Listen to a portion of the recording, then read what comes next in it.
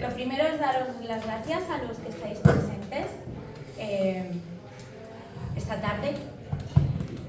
Con este evento que vamos a comenzar, comenzamos el encuentro, el tercer encuentro de libros y autores, perdón. Libros y autores 2024. Bueno, este evento lo organizo junto a mi amigo Eloy Yagüe, aquí presente, que es el que se ha empeñado en los micrófonos, por eso llevo este. Y bueno, ya vamos, pues es la tercera edición, es el tercer año ya que llevamos liándola un poquito alrededor de los libros, los autores y unas cuantas cosas más. Otra de las indicaciones de mi querido amigo Eloy Yagüe es que me haga un guión, un texto, para que no me pierda mucho. Y tiene razón, porque siempre me voy un poco por los cerros de Úbeda o por la parra, ¿no? Bueno, comentaros que bueno, este encuentro se realiza aquí en la casa, como he dicho hoy en la radio, porque soy un culo inquieto y me gusta traer la cultura al barrio y que la gente que está alrededor, los locales que están alrededor de la casa, pues que también participen. Si habéis visto el programa, que creo que os he dejado encima de las mesas uno, y si no ahora volveré a repartir, y también hay por aquí fuera, tenemos bastantes actividades. No me quiero enrollar más porque como está también un poco ahí en el panfletín, en el programa, pues le echáis una mirada. Aunque la entrada es libre en la mayoría de las actividades, sobre todo en las presentaciones, puesto que el local La Casa de Patrais es un local de gestión privada, no tengo ningún tipo de ayuda pública, ni ayuntamiento, ni subvenciones, ni ayudas. He puesto ahí una cajita por si queréis y consideráis bien el hacer una aportación consciente. Aparte que sí que pido que la consumición sea obligatoria. A ver, eso tampoco es obligado. Yo lo comento porque estaría guay que los que están presentes, que espero que conforme vaya pasando el encuentro, pues vayan siendo más y dentro de un ratito que entre más gente. Ahora se me ha ido la bola. Que no es una cosa obligatoria, pero también es una ayuda, porque si no es un poco difícil gestionar la cultura a todos los niveles. Y más en un barrio como es Patrais, que no somos muchas personas que hacemos cultura y también con esta conciencia que tenemos o nuestra educación de la cultura es gratuita. Pero bueno, eso habría para una conferencia y no me voy a incidir más en ello, porque realmente quien tiene que hablar en este momento son estas dos personas que tengo aquí delante, ¿vale? Bueno, antes de darles la entrada y presentároslo, comentaros que a mí no me importa que no me aportéis, por decirlo voluntariamente, pero estaría guay que comprarais libros, que eso mola más sobre todo a los que vienen a presentar y con sus libros, ¿vale? Bueno, pues ya no me enrollo más, os dejo con Eloy Yagüe, con la conversación entre Eloy Yagüe y Josep Carles Lainez sobre la poesía y el misterio. Muchas gracias a todos.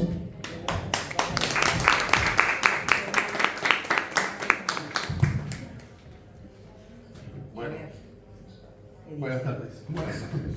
Gracias por estar aquí. Dígame esto. ¿Se oye bien?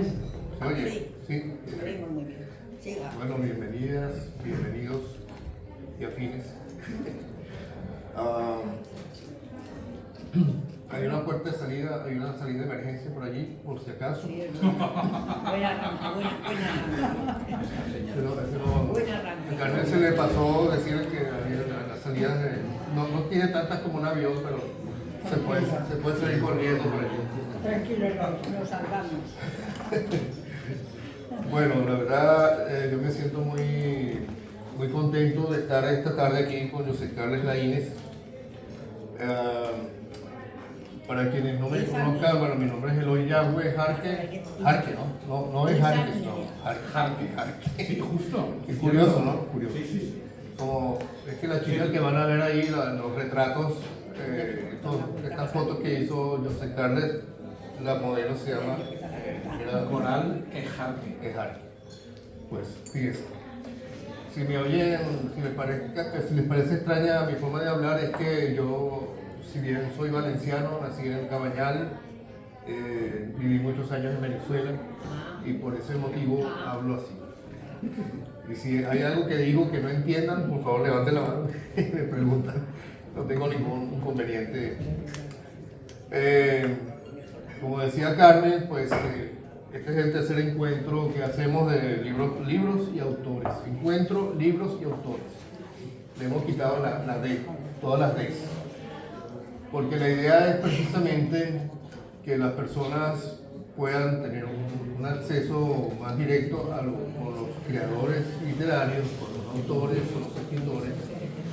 Que no sea digamos, un encuentro como generalmente ocurre de tipo académico o muy formal o donde no haya participación del público. Aquí lo que importa, lo que realmente nos interesa es que la gente participe y se sientan a gusto y en un ambiente informal y con la confianza de poder conversar con los autores y hacerle preguntas y hacer comentarios. Así que este es un evento netamente participativo y ese es el objetivo principal, favorecer este encuentro, esta interacción entre los lectores y los escritores, ¿no? Y bueno, ¿por qué comenzamos con la poesía? Bueno, generalmente los miércoles es el día de poesía aquí en la casa de Patrais. Está el Poetrix, que es el club de poesía, por así decirlo, de la casa. ¿Y por qué José Carles? Bueno, es una buena pregunta, ¿no? José Carles yo lo aprecio mucho, no se imagina cuánto. Es uno de los primeros escritores que yo conocí al retornar a Valencia después de vivir muchos años en Venezuela. De eso ya hace 5 años que estoy de nuevo con Gladys. Estamos aquí en Valencia y desde el principio me llamó la atención su aspecto, ¿no? Empezando por su aspecto ciertamente literario, ¿no? Y me llamó la atención enseguida su trabajo, ¿no? Y lo primero, bueno, quiero que muchos de ustedes conocen a José Carles, pero de todas maneras no está mal que lo recuerden. Lo más importante para mí es que es un creador versátil, hace muchas cosas, ¿no? Hace poesía, escribe narrativa también, escribe ensayos, y no solo escribe, sino que también hace cortometrajes, hace cine y hace fotografía. No sé qué otras cosas hace, ¿no? Bueno, hace muchas otras cosas. Oficialmente es licenciado en Filología Hispánica y en Teología. Ha impartido cursos y conferencias sobre literatura de lenguas minorizadas en diversos países. Es autor de una amplia obra literaria, artística y de investigación, experto en diversas lenguas hispánicas, ¿no? Esto es una de las cosas muy interesantes de José Carles. Lengua aragonesa, lengua asturiana, valenciana, con diversos galardones. Vamos a hablar, entre otras cosas, de su libro de poesía Algún Día, que es la obra poética en aragonés. Vamos a tener oportunidad de escuchar poemas de su propia voz, de su propia mano y de su propia voz en aragonés y en castellano, ¿no? De hecho tiene premios en la Academia de la Lengua Asturiana, ha sido finalista del Premio de la Crítica Valenciana en su modalidad de ensayo, ha escrito ensayos sobre cine, fue redactor del programa El Faro de Alejandría, dirigido y presentado por Fernando Sánchez Dragó, y ha llevado a cabo diversas performances, todas con el trasfondo del paganismo. Fundó el colectivo nacional pagano Mudua de Isdea en 1994, cofundó el Círculo de Ur en 2015 en el que creó y dirige su publicación teórica Estudia Saetánica desde el 2019. Muy bien, entre otras muchas cosas, ¿no? Bueno, yo sé que hemos conversado ya varias veces, pero siempre me llama la atención esa atracción tuya por los idiomas, ¿no? Y podríamos comenzar hablando de cómo te vinculaste a la lengua aragonesa, cómo comenzó a surgir ese interés por otras lenguas, ¿no? Lenguas, por cierto, minoritarias y algunas de ellas en peligro de extinción, ¿no? Si no fuera por personas como tú que se ocupan de escribir y de utilizarlas. ¿Y cómo fue ese acercamiento tuyo a la poesía y a la poesía particularmente y a la escritura en otros idiomas como el aragonés? Podríamos empezar por ahí. Sí, no, voy a empezar por darte las gracias tanto a Carmen, que nos ha presentado, como a Eloy, por haber pensado en mí para inaugurar esos terceros encuentros de escritores y libros, autores y libros y autores. Encuentro de libros y autores, el tercero ya. Creo que ya participé en uno, en la lectura poética que del primero de ellos, con otros dos poetas. Y bueno, estoy encantado de estar aquí y más compullado no puede ser, con una muestra ahí de fotografías, de las que me imagino que hablaremos luego más tarde y las situaré en su contexto, con esta lectura que no sé muy bien qué va a pasar aquí y con esta conversación que le agradezco muchísimo y espero que disfrutéis. Si me quedo sin voz pediré un caramelito que me sea dado. Me has preguntado por las lenguas. Lingüista y teólogo de formación, teólogo protestante, para dejar las cosas bien sobre los puntos sobre las IES. Creo que ambas pasiones fueron en paralelo.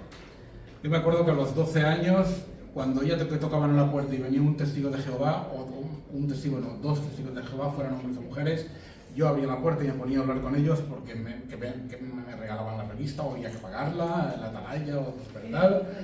A los 13 años yo le dije a mi madre, que está presente, quiero comprarme un libro, este libro lo he visto, está en el Corte Inglés, cómpramelo, está en Plaza Janés, quiero este libro. El libro era el Corán.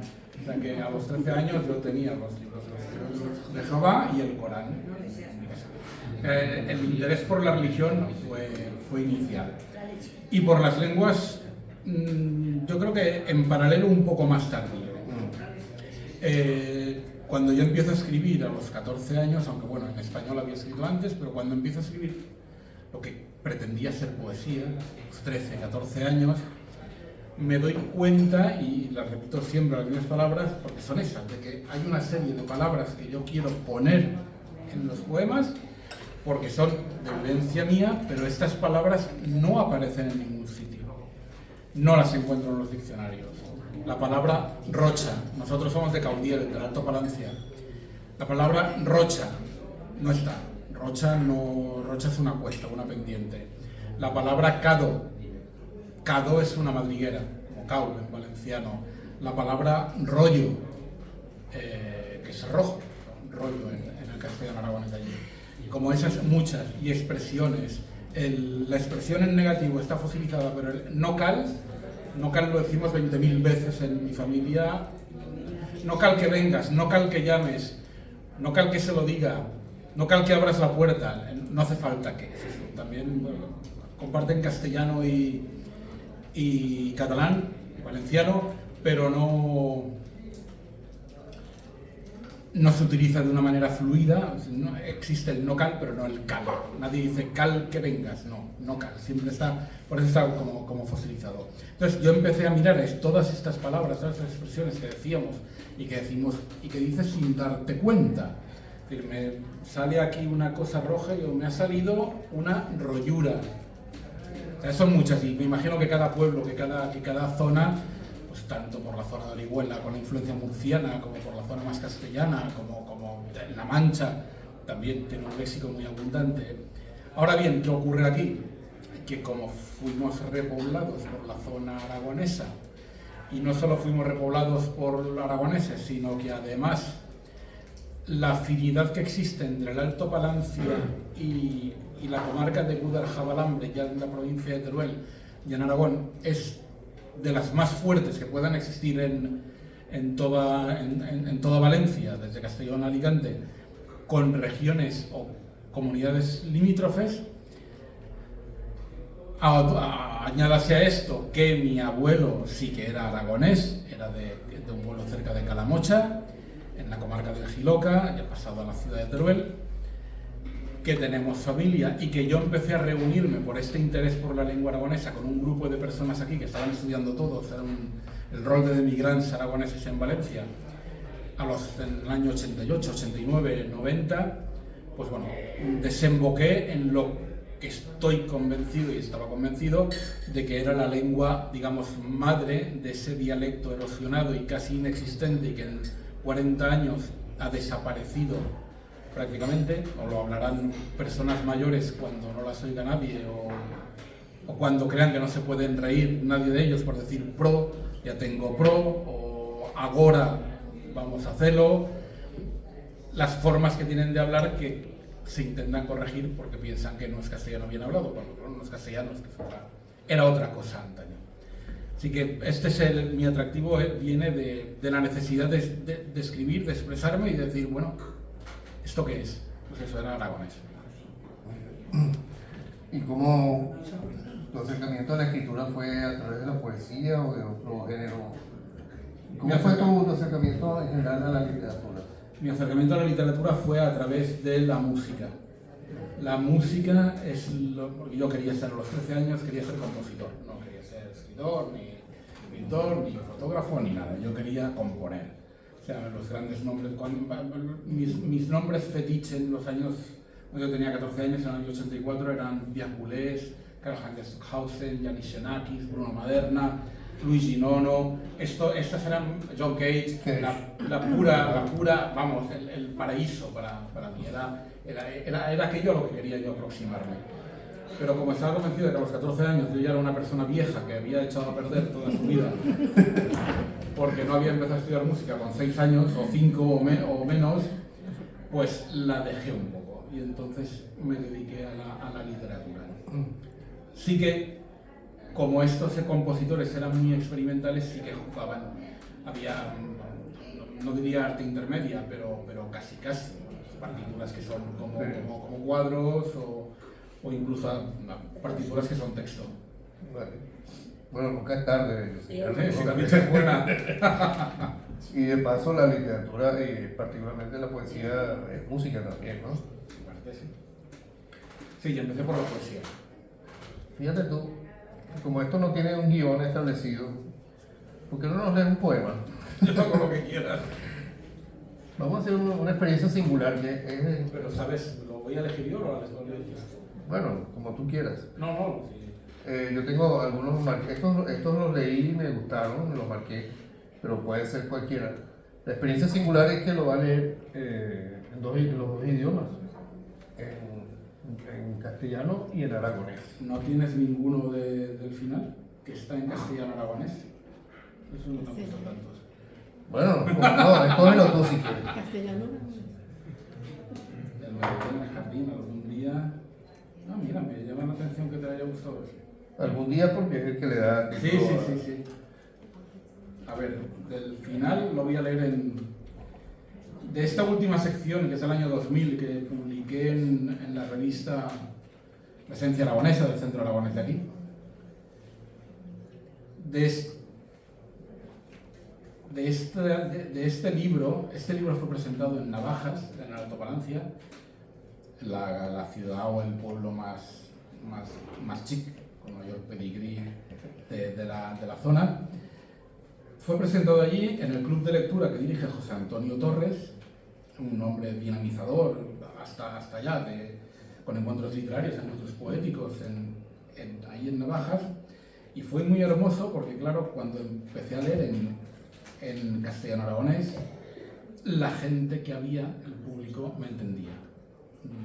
Entonces era muy hermoso porque era ser consciente de lo reducido, de lo mínimo que era aquello, y de cómo estos poemas tenían sus oyentes en aquellas personas que amablemente acudieron. Voy a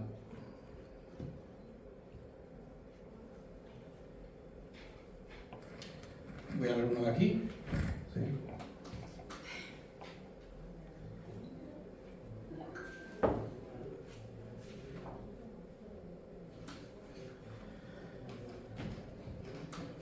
A boca noche aprieto el cobertor si no estoy con tú.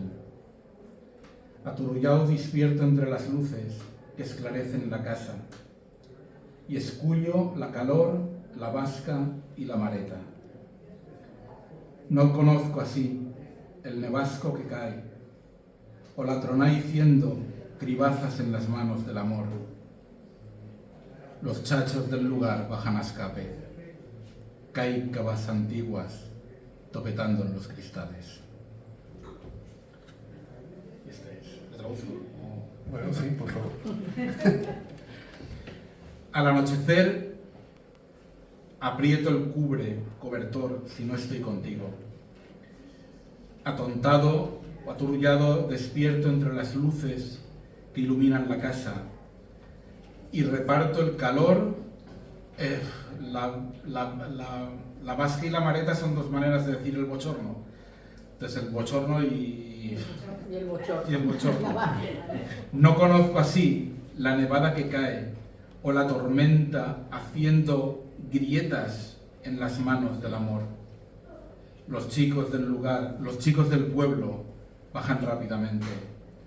Almezas, las cáicabas antiguas son, cáicaba es una semilla, es almeza en castellano, que los niños tiraban con un tubo y la expulsaban. Cáicabas antiguas golpeando los cristales. Muy bien. ¿Quieres que lea más? No. Bueno, no, ¿por qué no? ¿Qué les pareció el poema? ¿Lo entendieron? Sí. Aunque antes de la traducción, claro. Y se observan. Yo me atrevería a leer uno. En aragonés puro. Sí, Vale, ahora ahí lo contextualizo también si quieres. vaya, por Dios. ¿En qué me voy a meter? ¿Cuál quieres? Puede ser el que da título al... Ah, sí, claro.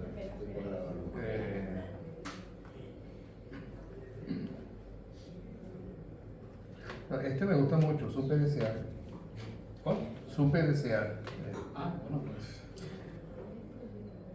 Pero lo leo yo en aragonés. Tú mismo. A ver si se entiende. Sapié de sellar que no lle poco. E había a o mío alcance lo cheto de sellato. E lo dixe marchar, pos trencar tota rete, ye como brindar a o ciel a más acepta copa de o líquido de una oliva esmicata. Naide sape os cuerpos, que alufré en luz perfecta, espulleza ni cuantas vegadas en plegar a nuei, me sobreveniban cutianas imágenes de placer e de luxo, de o desejo, pues antes que desear, vi a que desear. Ahora, sí. Yo sé que no lo entendieron nada, pero no importa. Ahora lo lees en castellano. Antes lo voy a.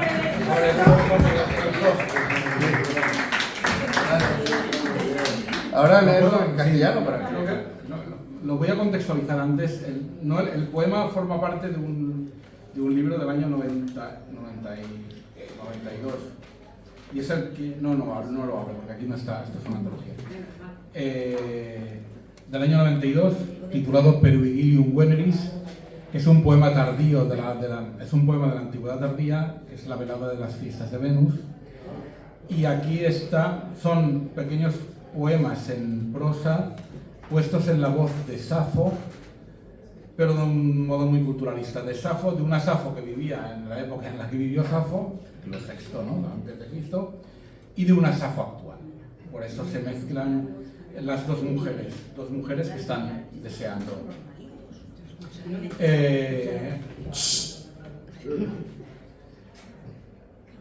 El aragonés es una lengua que se habla de la ciudad de Huesca hacia arriba, hasta los Pirineos, claro, frontera total, que está en un proceso de destrucción y de extinción absoluto, que nunca ha tenido, salvo en la Edad Media, dentro del scriptorium de la Corona de Aragón, que se traducía todo, era una de las dos lenguas oficiales, pero decir que el aragonés era una de las dos lenguas oficiales de la antigua Corona de Aragón no quiere decir que el aragonés que ustedes puedan leer ahora si compran cualquier libro en Zaragoza o en Huesca sea aquel, porque el aragonés que se oficializó, que era oficial junto con el catalán en la Corona de Aragón, era una especie de lengua puente entre el castellano y lo que verdaderamente era aragonés.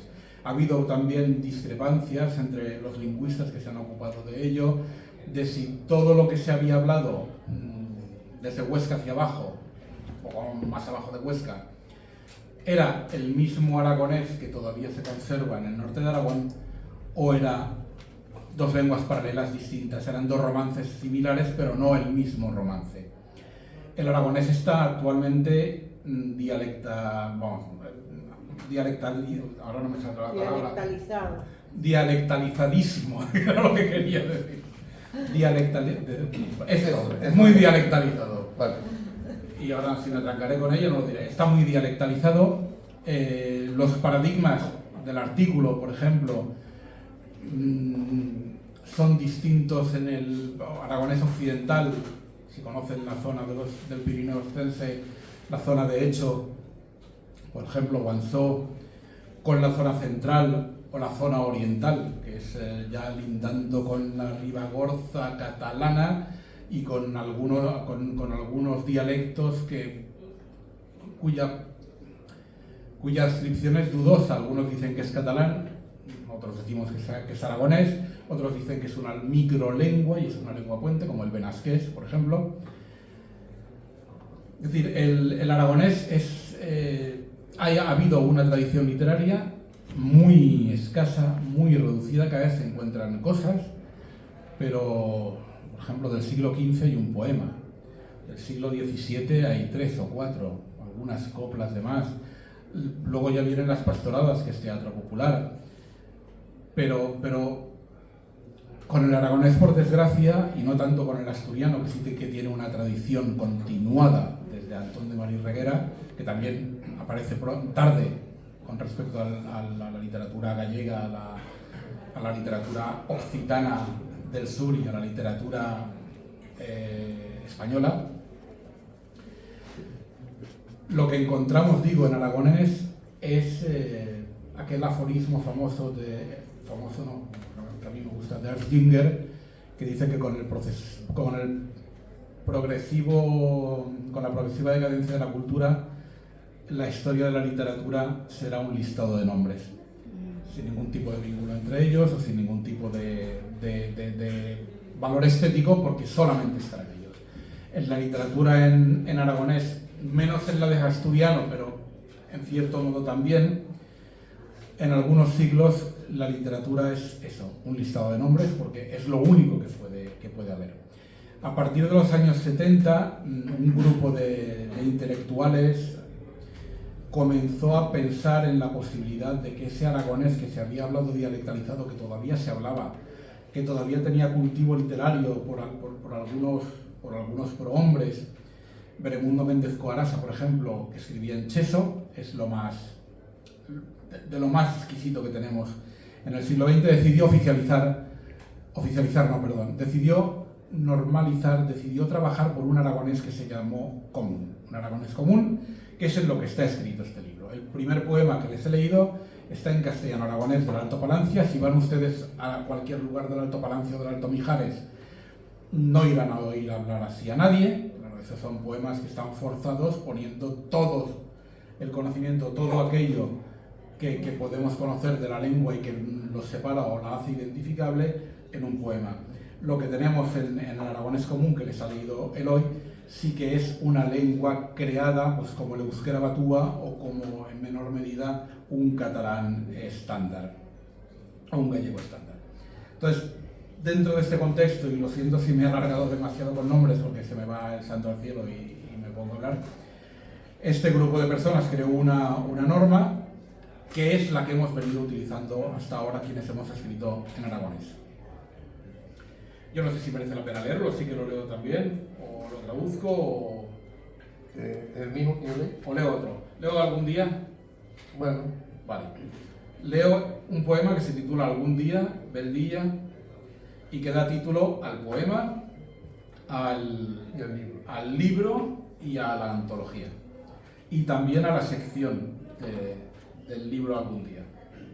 Es del año 98, la edición del libro. Yo no sé si leerlo en castellano directamente, pero bueno.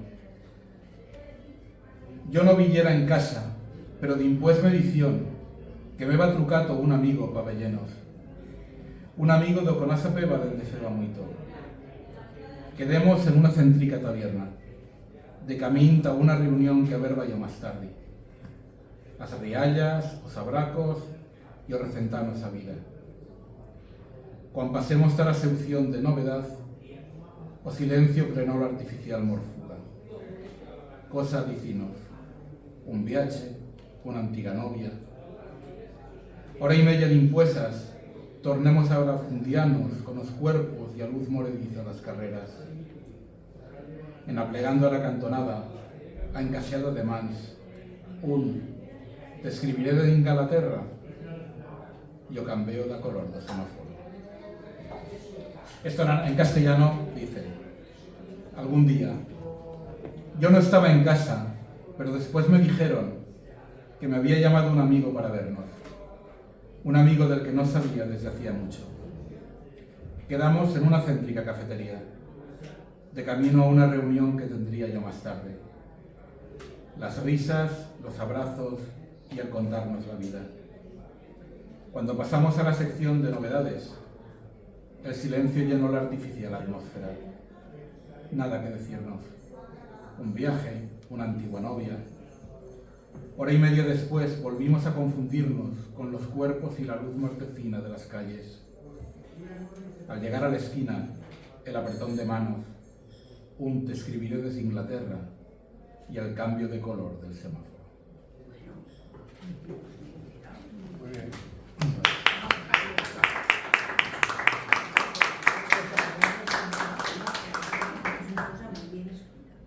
A mí me llama la atención la poesía de José Carles. Básicamente me llama la atención porque yo noto aquí un movimiento espiritual importante, ¿no? O sea, Que no percibes. Sí, percibo. Que tú no quieres hablar de esto. Sí, ya vamos. A ver, ya vamos, a eso vamos. No le iba a preguntar. A eso vamos. Pero me llama la atención que la poesía de José Carles es como muy cotidiana, ¿no? Ahí sí. Es amorosa, tiene que ver con el amor, con la vida cotidiana. Y me llama la atención ese contraste, ¿no? Es un contraste que hace más interesante la lectura, y, o sea, después de conocerte, ¿no? ¿Cómo tú dirías que tú te sientes para expresar ese movimiento espiritual que tú tienes? ¿En qué género te sientes más cómodo? ¿En la poesía, en el ensayo, en la fotografía? Por cierto, este es el catálogo de la exposición fotográfica que simultáneamente estamos inaugurando hoy, Ixísima Lux. ¿En cuál de estos vertientes de la creatividad te sientes más cómodo para expresar ese mundo espiritual que vibra y bulle dentro de ti? Yo realicé una primera performance en el año 2001 titulada Memorial. La realicé en mi pueblo, por supuesto, en un paraje que se llama La Piedra del Letrero. El paraje de la Piedra del Letrero porque hay una piedra con una inscripción prerromana allí. Una inscripción prerromana, pero con un alfabeto latino, o sea que sería de la tardía ya, que pone Anmonon. Los investigadores dicen que ese era el nombre de una persona que marcó esa piedra, ese lugar. Yo elaboré un rito, una performance, no hay grabación en vídeo, hay algunas fotos, está el texto, basándome en un texto antiguo, esto era el año 2001, basándome en un texto antiguo, creo que era, si no recuerdo mal, uno de los plomos de un yacimiento de Alcoy, Junstir Salik, Basirtir Sabari, comienza así, y que puede ser interpretado como una ofrenda votiva al dios de aquel lugar, de Alcoy. Yo lo utilicé en el norte. Esa misma noche realicé otra performance en mi casa, Memorial 2, en la que solamente estaba yo, y se trataba de recordar ese momento. Entre el año 2001 y 2009, pero entre 2009 y la anterior performance hubo un salto. 2009 está fechada mi penúltima performance, porque luego realicé otra con la artista, pintora y performer Almudena Millán. En aquella performance titulada ITER recorrimos, Netele Fuentes, que es fotógrafa y mi musa, que está por allí, recorrimos el perímetro de la ciudad romana republicana de Valencia, cantando en cada una de las puertas el epitafio de 6 kilos, que es uno de los breves textos, de las escasas partituras conservadas de toda la antigüedad griega, porque romana, que yo sepa, solamente hay un verso de Terencio, nada más, no se conserva nada más de música romana, y eran óperas, las obras de teatro. De los griegos lo mismo, sé que conserva algún fragmento más, pero vamos, poquito. ¿Por qué cuento esto? Porque desde Memorial hasta ITER, siempre todas las performances que he realizado han tenido que ver con el paganismo y con el paganismo oscuro. Dejo de realizar performance cuando paso a escribir ritos para el Círculo de Ur. Ritos que o se han filmado y luego no se han colgado, porque no podían colgarse, o que se han hecho cómics de ellos. Me estoy quedando sin voz, así que si alguien me trae agua, lo agradeceré. O un caramelito incluso abajo.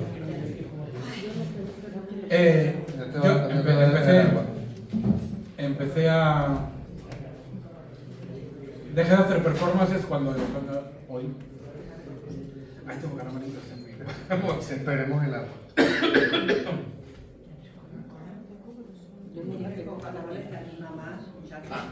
No viene el agua. Perdón, no me hace falta que me animen más. Muchas gracias.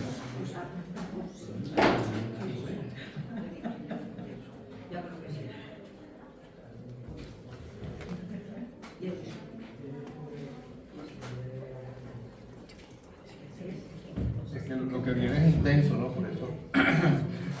Beberé todas las veces que haga falta. No tengo ahí yo dentro. Bueno, yo empecé a hacer rituales cuando dejé de hacer performance, o al revés. Es como si en la performance hubiera estado preparando para el ritual. Luego, tal y como digo, algunos rituales se han grabado, de otros hemos tomado imágenes, de otros he hecho algún cómic, otros ficcionalizados son Círculo de Ur, el primer corto que rodamos. Cuando hablo de rodamos, hablo del Círculo de Ur como colectivo, aunque yo fuera el que escribiera el guión y dirigiera, vamos. Y en ese actuamos todos ahí, menos la actriz que actuó de verdad, y nosotros simulábamos actuar. Así que la respuesta a tu pregunta creo que es esa. En lo que más cómodo me siento es en la elaboración de ritos. Hay a uno tanto la literatura como la escritura. Y también el componente teatral, porque al final el texto no viene a ser sino un guión que puedes cambiar a voluntad y hacerlo como quieras. Pero es donde más a gusto estoy. Ya. Tú hablas de performance y de ritos, y me gustaría ver si me nos podrías aclarar un poco qué significa, o sea, cuál es la diferencia entre ambos, ¿no? Porque yo, por ejemplo, yo conozco los performance como parte del arte conceptual, por así decirlo. Y los ritos, un ritual para mí es algo que tiene un carácter, digamos, un poco más sagrado, ¿no? O tratar de revincularse o religarse a una espiritualidad que puede ser, digamos, marginal o extraña o no dominante. Bueno, si nos podrías dar un poco la diferencia y en qué consiste más o menos un rito para ti. La performance es una acción artística y pertenece a una disciplina muy, en su momento, muy intermedia, pero ahora muy claramente establecida dentro de las, digamos, bellas artes. Entonces, cuando yo hacía una performance, sí que la hacía desde un punto de vista artístico. Podía estar influenciado por determinadas cosas, tomármelas más en serio o no esas cosas. Y recuerdo una que hicimos en el playazo de Vera. En el playazo de Vera, sí, dame un caramelo, va, que se agradece. Y suavizate, querido. Disculpa la interrupción. Esto es parte del ritual. Era una acción artística. Digo, una que realicé, no recuerdo ni cómo se llama, en el playazo de Vera, en Almería. Era Umbrae. Era un homenaje a unos dioses del panteón fenicio. Mi vínculo por la afluencia fenicia en aquella zona. Pero mi vínculo con el panteón fenicio, como puedes comprender, es bastante nulo. Ahora bien, cuando ya te pones a hacer un ritual y a pensar un ritual y a pensar la escenografía del ritual y cuántas personas van a intervenir y qué se va a hacer, ahí ya no hay arte. Luego puedes sacar arte, puedes hacer una colección de fotos, pero ahí ya no hay arte, ahí hay un vínculo sagrado. Cuando elaboro un ritual, no elaboro un orden de la misa para repetirlo continuamente. O sea, cada ritual es nuevo, aunque nos juntemos en determinadas épocas del año. La característica esencial del Círculo de Ur es que no nos reunimos periódicamente, sino que igual pasan 2 años y no nos hemos reunido. Ahora, cuando nos reunimos, pues nos lo pasamos bien. Vale. Esa sería la principal diferencia entre una performance y un rito para mí. Sí. Ahora, bueno, es evidente que para ti es importante la espiritualidad, la religiosidad, pero particularmente la religiosidad antigua. Entonces, eres una persona que has tomado estas iniciativas de crear colectivos o grupos de estudio o de rituales también. ¿Qué es lo que más te llama la atención de toda esta parte? Y particularmente, ¿cuál sería el concepto de tu manera de paganismo oscuro? Que es uno de las cosas que se dice que tú eres experto en esto. ¿Qué sería el paganismo oscuro? Sí. A ver, el paganismo murió. El paganismo es imposible volver a revitalizarlo. Nosotros podemos ser neopaganos, pero no podemos ser paganos. No hay un vínculo, no ha habido una continuidad. Tú puedes decir que eres sacerdote de Júpiter, pero ¿quién te ha nombrado sacerdote de Júpiter? Otro que se autocoronó sacerdote de Júpiter. Y eso es bastante inocuo en todos los sentidos.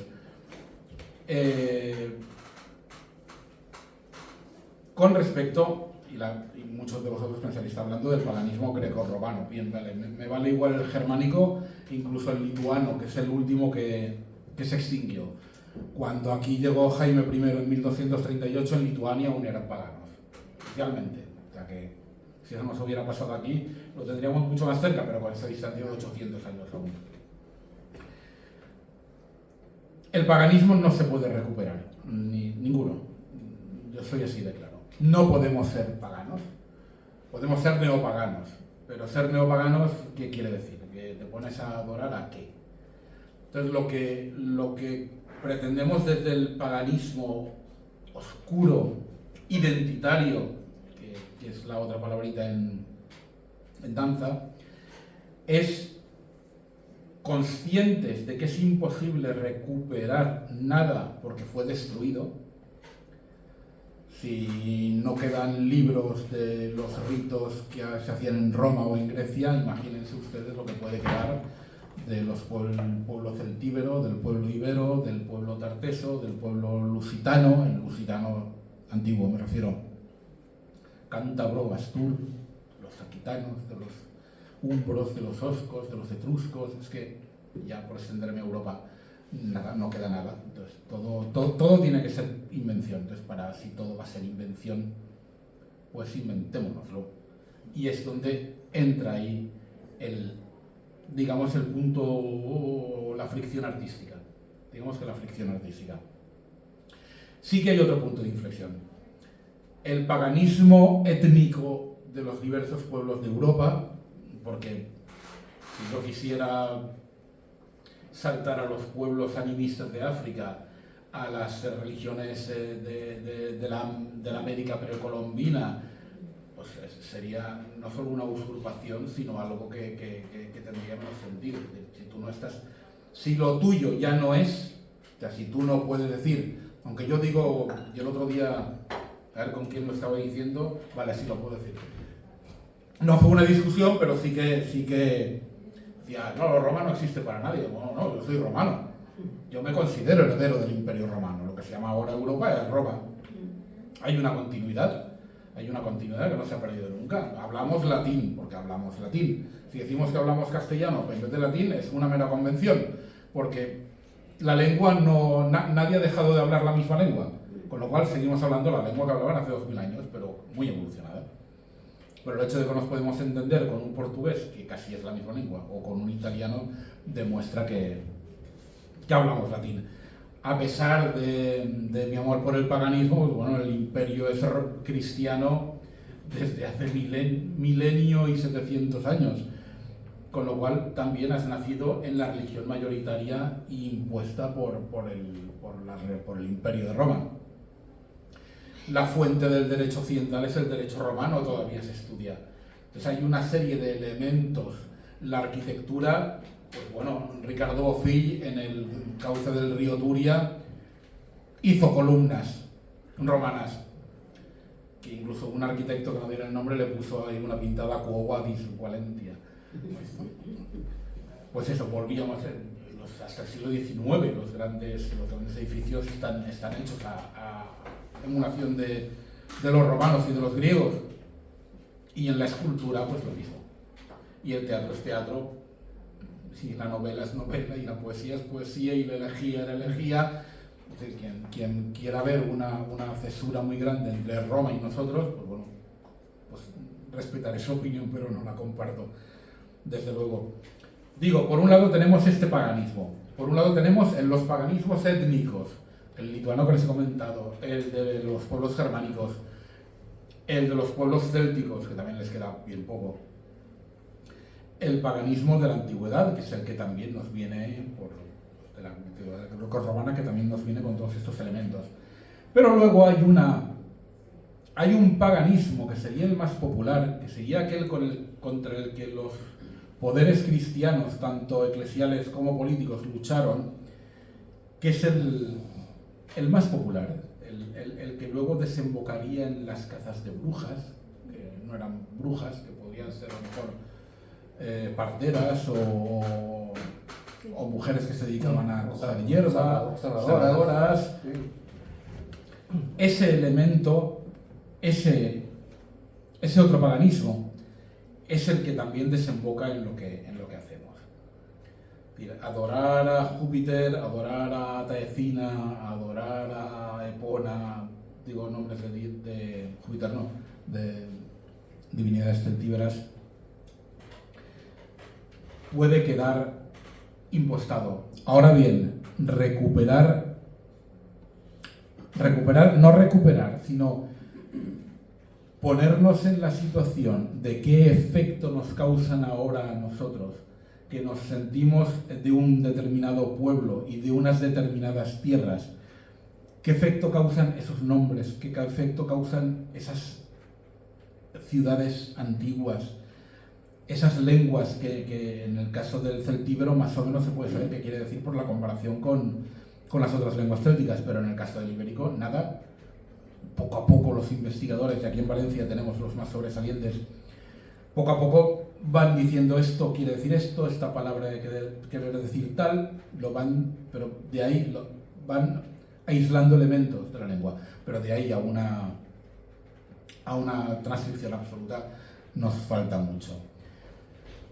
Entonces, ¿cómo vivenciamos nosotros todo eso? Y también, por supuesto, esos elementos más brujeriles, no para pretender ser brujos, porque también es una impostación decir yo soy brujo y he hecho un curso de brujo, me han nombrado brujo de no sé qué, bueno, te lo han enseñado si eso ha existido alguna vez en los últimos décadas o siglos, o ya puedes ir vacilando quien quieras. No digo que no haya podido existir en algún lugar, pero ¿qué quieres que te diga? Sin embargo, lo que sí que ha existido es una corriente desde los inicios de la disputa entre el cristianismo y el paganismo, disputas filosóficas, disputas teológicas, porque los cristianos tuvieron claro muy pronto que para ponerse enfrente de toda una religión estatal, de toda una religión que contaba con templos, contaba con todo tipo de fastos de los que podemos imaginarnos. Claro, si ellos decían que Dios era uno, y aquí nosotros decíamos, no, si Dios es ahí, o sea, no ya los olímpicos, ¿no? Es que en la puerta hay tres dioses, uno para el umbral, otro para el momento de la puerta y otro para el pasar. Hay una diosa que acompaña al niño cuando se va de la madre y otra diosa que lo acompaña cuando vuelve a la madre, cuando empieza a dar los primeros pasos. Esto lo sabemos por San Agustín. Que si no hubiera sido por San Agustín para que se reía de esto, no tendríamos ese conocimiento. Así que cuando digo que no sabemos nada o nos ha llegado muy poco, es por desgracia así. Este componente brujeril, este componente oscuro, este componente de decir, nosotros éramos los que adorábamos, nuestros antepasados, tal y como decía, no recuerdo el nombre de un pensador francés, creo que era francés, no se trata de recuperar la religión de nuestros padres, sino la de nuestros abuelos, la de nuestros ancestros, de ir a lo más profundo para quizá encontrarnos ahí. Pues bueno, ahí se asume, como se ha asumido por determinados colectivos, la palabra como un insulto, porque pagano no dejaba de ser un insulto, era una suerte de paleto o de cateto. Pues bueno, también hemos asumido el hecho de que la religión dominante estableció que los dioses y diosas de la antigüedad no eran dioses y diosas, sino demonios.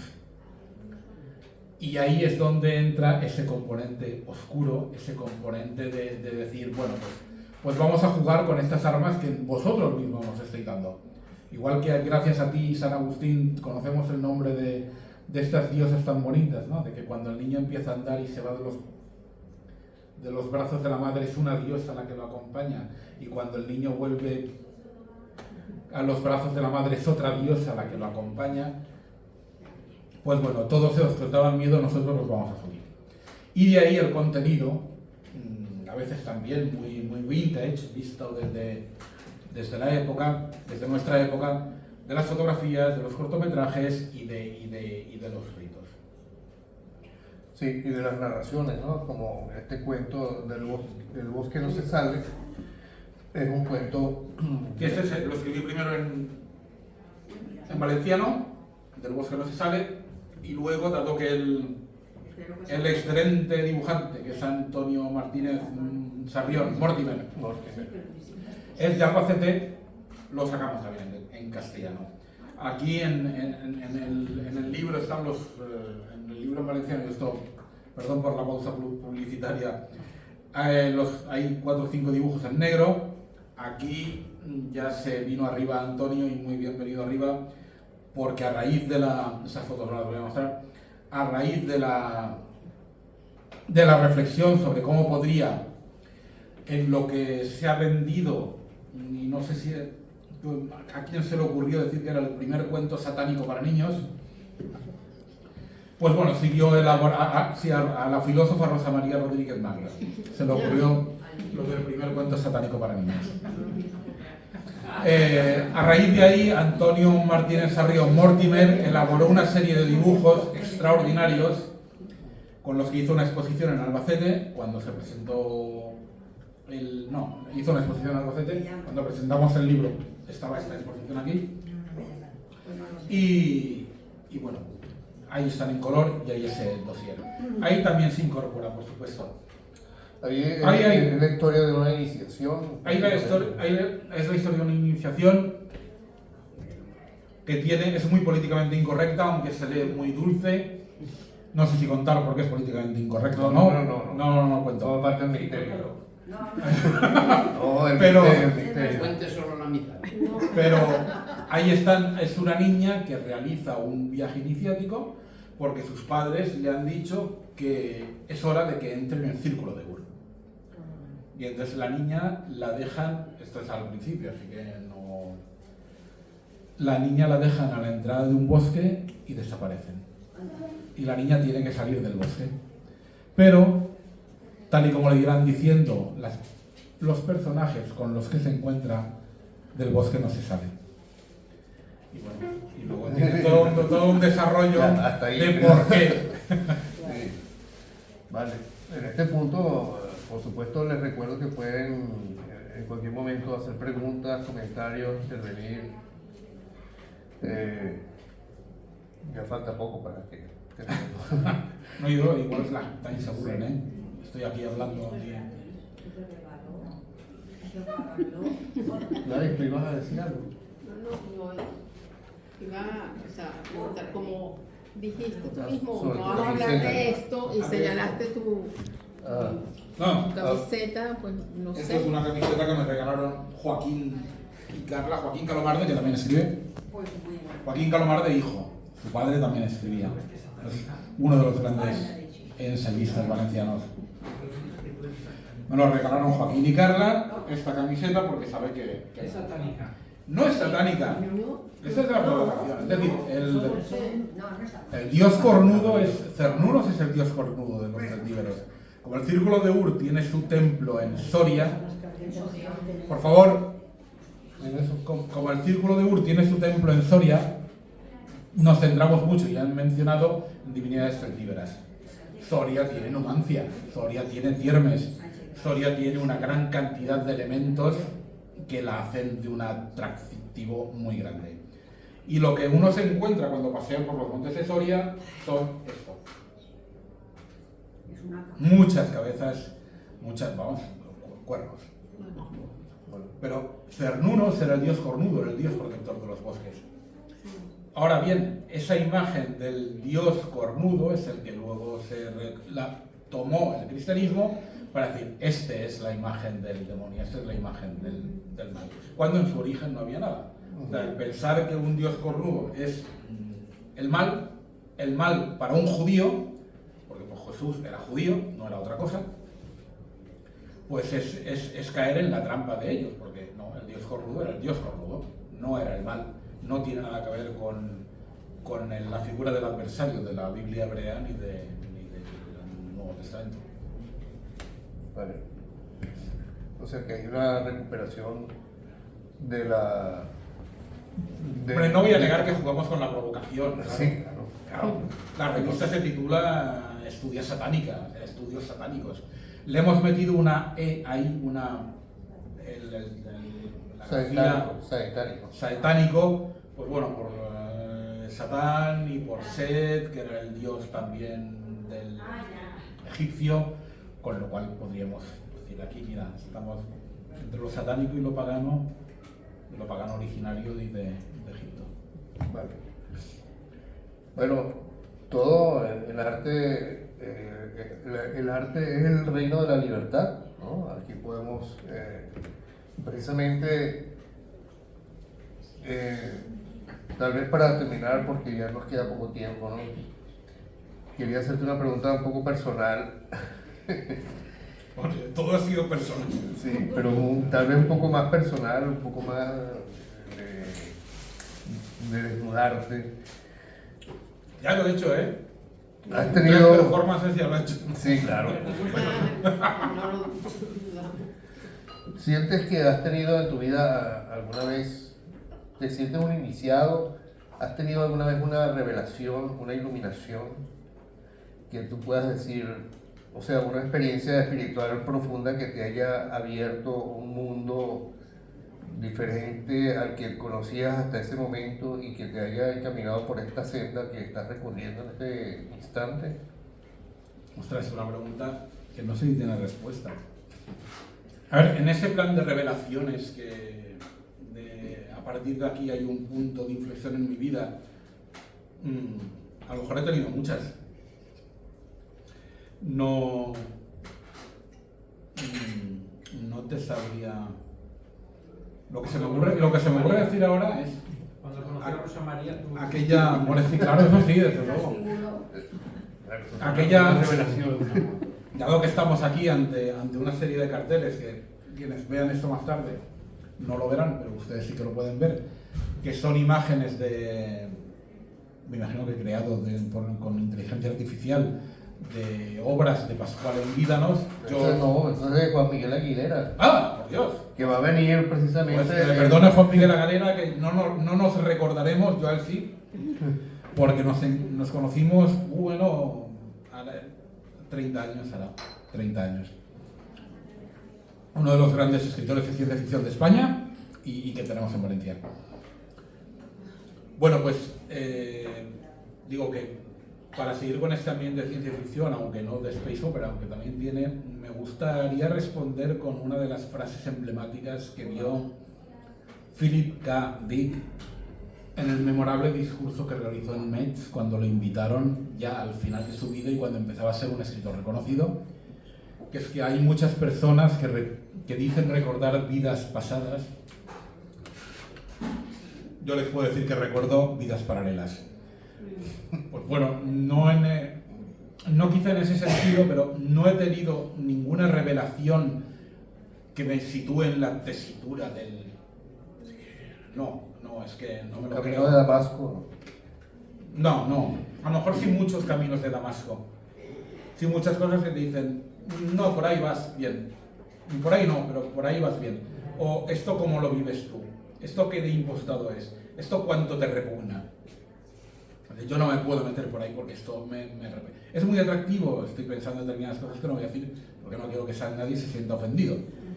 Pero hay religiones que dices, oh Dios mío, tienen una belleza, tienen una fuerza, tienen una determinada cosa, pero sería una traición. ¿A qué sería una traición? ¿A lo que yo pienso que sería una traición? ¿O sería una traición a algo que viene eso de mis ancestros? Tú puedes decir, me convendría más pues hacerme tal cosa, o a lo mejor podría tener cierto eco metiéndome en tal religión, porque como al final todo es lo mismo, quiere decir que todo es lo mismo. Hasta el satanismo es lo mismo. ¿Sigo por ahí o que te podría convenir a lo mejor ir por ahí? Ya, pero me estoy traicionando. Entonces sí que hay una voz que te dice, sé fiel, porque te va a quedar la fidelidad solamente. Muy bien. Bueno, con esta frase yo creo que la quedamos, bordamos con letras de oro este encuentro, ¿no? Por supuesto que seguramente habrá quedar en el aire muchas más preguntas que respuestas, ¿no? Y, por suerte siempre hay más preguntas que respuestas, porque eso nos lleva a seguir indagando, ¿no? No hay preguntas, ¿no? Sí. Mañana yo quiero preguntar, porque tú no le das el acento un poquito. Es que yo lo veo que cuando tú lo estás leyendo en nuestro aragonés, pues no es lo lees igual que el castellano, que le deberías dar más información. Esa es de- Yo lo veo que no es lo suficientemente cerrado. Mira, porque la tienda Hombre, española- Y también te quería preguntar si tanto que te gustan estas lenguas que son poquita cosa, tú al esperanto has hecho algo, porque no me he enterado de nada de eso. Porfa, dime. Es de Cataluña. ¿El Esperanto otra vez? ¿No te interesa? A mí me interesan todas las lenguas, sí, pero el Esperanto lo conozco, pero no... Y el interlingua ese que También lo conozco, y el Ido también, y el Volapük, y el Klingon, y el Alto Valirio, todo, sí. Pero que los conozca, mire, y me interese no quiere decir que lo hable. Bueno, Pero hay que ponerle el acento, Ya sabes, tómalo en cuenta. Bueno, pues mil gracias, me despido Bueno, yo, mil gracias a Eloy, muchas gracias a vosotros, vale. a José Carles. a ti por este, no sé. Esto es un ¿Cómo ritual, decir? es un ritual. Te lo agradezco de Nos verdad. inventamos un ritual. Para hablar en un encuentro de libros de autores sobre un tema que es bastante colateral en los autores. Sí. Bueno, esperemos mantener esta tesitura del misterio y, digamos, la profundidad y de las cosas que no se suelen hablar normalmente a lo largo de todo el encuentro. Muchas gracias. Será un gusto.